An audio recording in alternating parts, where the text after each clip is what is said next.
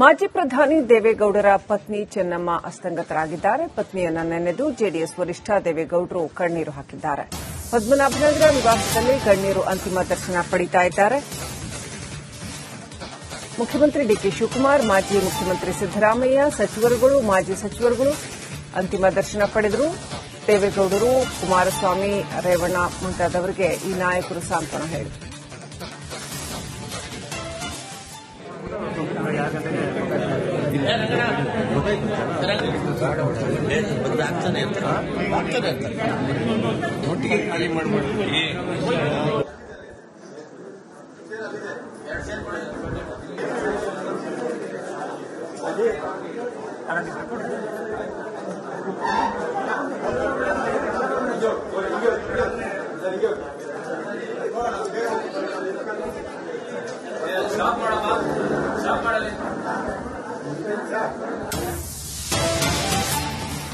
ಇಂದು ಬೆಳಗ್ಗೆ 11 ಗಂಟೆ ಬಳಿಕ ಚೆನ್ನಮ್ಮ ಪಾರ್ಥಿವ ಶರೀರವನ್ನು ಸ್ಥಳಾಂತರ ಮಾಡಲಾಗುತ್ತೆ. ಹೊಳೆನರಸೀಪುರದ ಹರದನಹಳ್ಳಿಗೆ ಪಾರ್ಥಿವ ಶರೀರವನ್ನು ಸ್ಥಳಾಂತರ ಮಾಡಲಾಗುತ್ತೆ. ಹರದನಹಳ್ಳಿಯಲ್ಲಿ ಅಂತಿಮ ದರ್ಶನಕ್ಕೆ ಸಕಲ ಸಿದ್ದತೆಗಳನ್ನು ಮಾಡಿಕೊಳ್ಳಲಾಗಿದೆ. ಶೋಕಸಾಗರದಲ್ಲಿ ಹರದನಹಳ್ಳಿ ಗ್ರಾಮ ಮುಳುಗಿದೆ. ನಾಳೆ ಹರದನಹಳ್ಳಿಯಲ್ಲಿ ಅಂತ್ಯಕ್ರಿಯೆಗೆ ನಿರ್ಧರಿಸಲಾಗಿದೆ.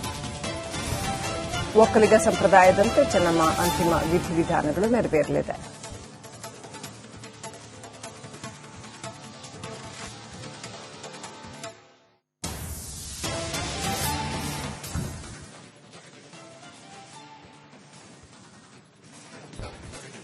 ಇನ್ನಷ್ಟು ಅಪ್ಡೇಟ್ ಪಡ್ಕೊಳ್ಳೋಣ. ಪ್ರತಿನಿಧಿ ಅರವಿಂದ್ ಕನೆಕ್ಟ್ ಆಗಿದ್ದಾರೆ. ಅರವಿಂದ್, ನಿನ್ನೆಯಿಂದಲೂ ಕೂಡ ಮುಖ್ಯಮಂತ್ರಿಗಳು, ಮಾಜಿ ಮುಖ್ಯಮಂತ್ರಿಗಳಿಂದ ಹಿಡಿದು ರಾಜಕೀಯ ಲೋಕದ ಅನೇಕ ಗಣ್ಯರು ಭೇಟಿ ನೀಡಿ ಸಂತಾಪ ವ್ಯಕ್ತಪಡಿಸಿದ್ದಾರೆ, ಅಂತಿಮ ನಮನಗಳನ್ನು ಸಲ್ಲಿಸಿದ್ದಾರೆ.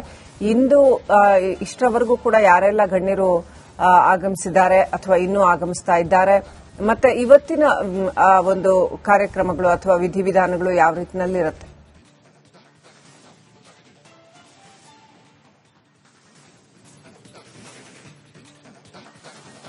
ಸಂಪರ್ಕ ಸಾಧ್ಯ ಆಗ್ತಾ ಇಲ್ಲ.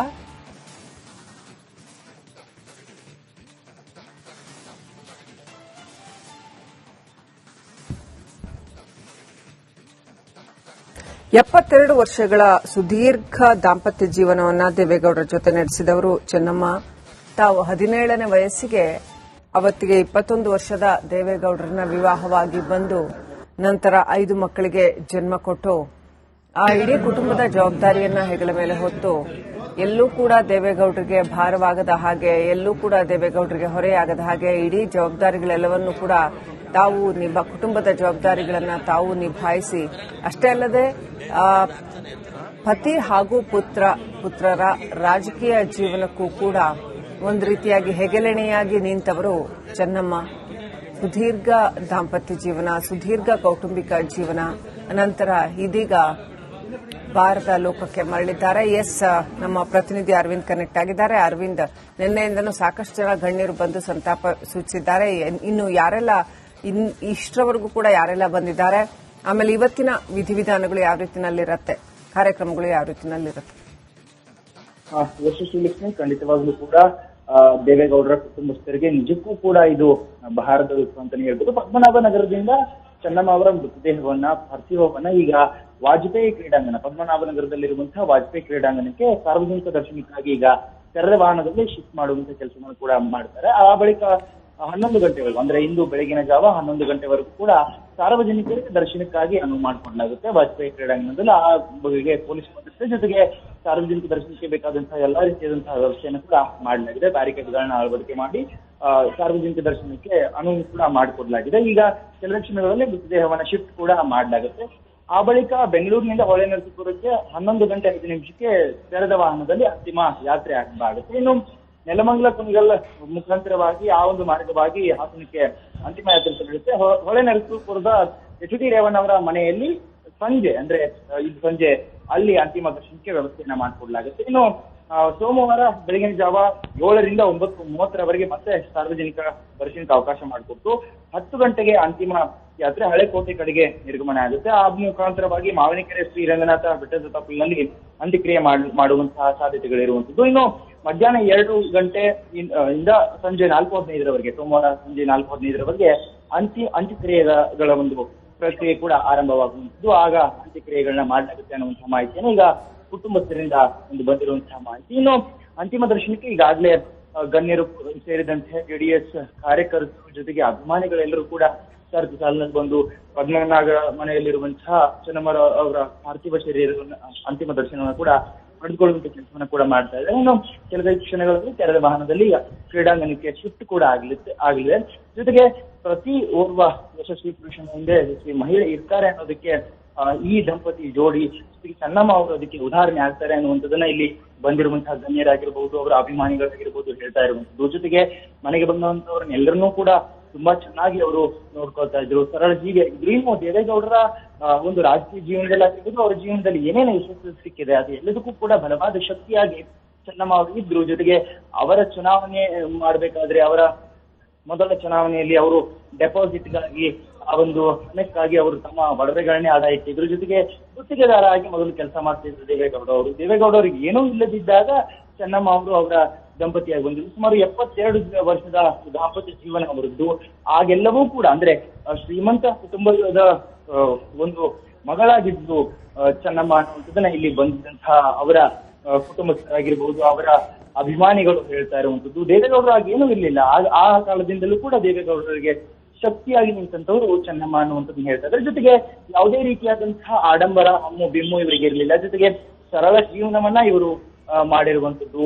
ಆಸಿಡ್ ಅಟ್ಯಾಕ್ ಆಗುತ್ತೆ, ಜೊತೆಗೆ ಕೋವಿಡ್ ಅಟ್ಯಾಕ್ 2 ಬಾರಿ ಇವರಿಗೆ ಕೋವಿಡ್ ಸೋಂಕು ತಗಲಿಲ್ಲ ಕೂಡ ಅವರು ಆ ಮುಖಾಂತರವಾಗಿ ಅದೆಲ್ಲವನ್ನೂ ಕೂಡ ಎದುರಿಸಿ ಅವರು ಗುಣಮುಖರಾಗಿ ಬಂದಿದ್ರು. ಆದ್ರೆ ಈ ಬಾರಿ ಅವರಿಗೆ ಉಸಿರಾಟ ಸಮಸ್ಯೆಯಿಂದ ಈಗ ಅವರು ಅಗಲಿರುವಂತದ್ದು ನಿಜಕ್ಕೂ ಕೂಡ ಕುಟುಂಬಸ್ಥರು ಜೊತೆಗೆ ಅಭಿಮಾನಿಗಳಿಗೆ ಅದು ಆಹಾರದ ದುಃಖ ಅಂತ ಹೇಳಲಾಗ್ತದೆ. ಜೊತೆಗೆ ಇಲ್ಲಿ ಬರ್ತಾ ಇರುವಂತಹ ಅಭಿಮಾನಿಗಳು ಕೂಡ ಅವರ ಜೊತೆಗೆ ಇದ್ದಂತಹ ಒಡನಾಟವನ್ನ ಅವರು ಸ್ಮರಿಸ್ತಾ ಹೇಳ್ತಾ ಇರುವಂತದ್ದು.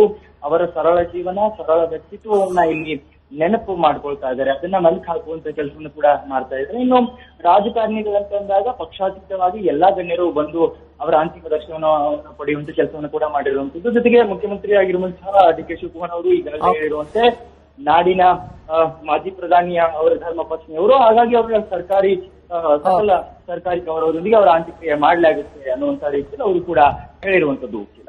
ಥ್ಯಾಂಕ್ ಯು ಅರವಿಂದ್ ಡೀಟೇಲ್ಸ್ಗಾಗಿ. ಮಾಜಿ ಪ್ರಧಾನಿ ದೇವೇಗೌಡರ ಪತ್ನಿ ಚೆನ್ನಮ್ಮ ಅಸ್ತಂಗತರಾಗಿದ್ದಾರೆ. ಪತ್ನಿಯನ್ನ ನೆನೆದು ಜೆಡಿಎಸ್ ವರಿಷ್ಠ ದೇವೇಗೌಡರು ಕಣ್ಣೀರು ಹಾಕಿದ್ದಾರೆ. ಪದ್ಮನಾಭನಗರ ನಿವಾಸದಲ್ಲಿ ಗಣ್ಯರು ಅಂತಿಮ ದರ್ಶನ ಪಡಿತಾ ಇದ್ದಾರೆ. ಮುಖ್ಯಮಂತ್ರಿ ಡಿ.ಕೆ. ಶಿವಕುಮಾರ್, ಮಾಜಿ ಮುಖ್ಯಮಂತ್ರಿ ಸಿದ್ದರಾಮಯ್ಯ, ಸಚಿವರುಗಳು, ಮಾಜಿ ಸಚಿವರುಗಳು ಅಂತಿಮ ದರ್ಶನ ಪಡೆದರು. ದೇವೇಗೌಡರು, ಕುಮಾರಸ್ವಾಮಿ, ರೇವಣ್ಣ ಮುಂತಾದವರಿಗೆ ಈ ನಾಯಕರು ಸಾಂತ್ವನ ಹೇಳಿದರು.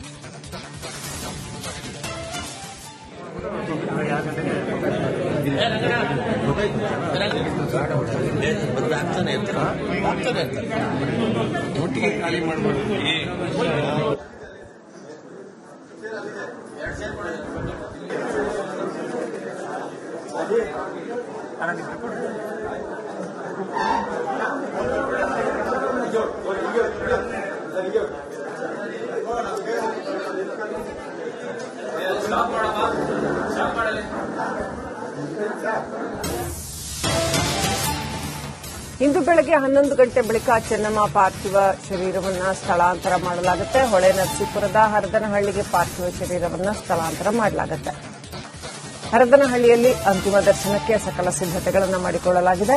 ಶೋಕಸಾಗರದಲ್ಲಿ ಹರದನಹಳ್ಳಿ ಗ್ರಾಮ ಮುಳುಗಿದೆ. ನಾಳೆ ಹರದನಹಳ್ಳಿಯಲ್ಲಿ ಅಂತ್ಯಕ್ರಿಯೆಗೆ ನಿರ್ಧರಿಸಲಾಗಿದೆ. ಒಕ್ಕಲಿಗ ಸಂಪ್ರದಾಯದಂತೆ ಚೆನ್ನಮ್ಮ ಅಂತಿಮ ವಿಧಿವಿಧಾನಗಳು ನೆರವೇರಲಿದೆ.